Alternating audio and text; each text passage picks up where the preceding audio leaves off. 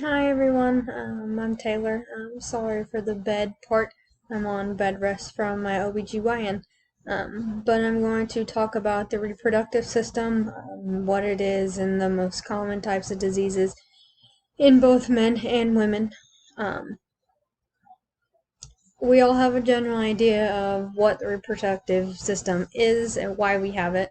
It's to ensure survival, next generations, things like that.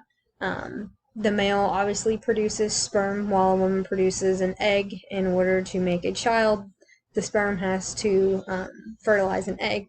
The male reproductive system consists of two major parts. There are several other parts, but the biggest part in order for reproduction are the testes and the penis. And for the woman, it's several. It is the vagina, the uterus, and the ovaries. In order for a woman to reproduce, she has an egg that is sent down from her uterus, and it goes down to her fallopian tube during what is called ovulation. If this egg is not fertilized by a man from his sperm, it goes into menstruation and it is automatically eliminated. The most common disease in women is cervical cancer. This does affect more than 11,000 women a year. It's usually genetic, so you can get it from your mom, from your grandmother, etc.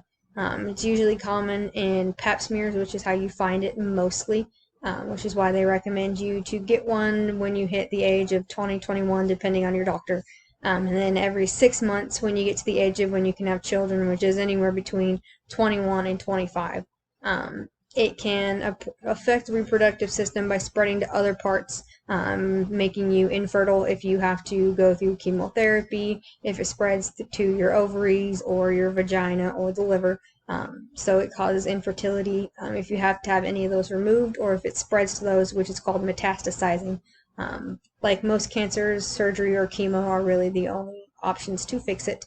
With the man, it is prostate cancer, which affects almost 200,000 men a year. Usually in men that are 65 and older, so it's not usually something you would find in a young man under the age of around 60 to 65. It's usually done by a rectal exam, unfortunately. It can cause infertility if chemo does not work. Sometimes chemo itself can even cause infertility, but if chemo does not work, a surgeon may have to go in and either remove the prostate gland or one or both testicles, which obviously will cause infertility.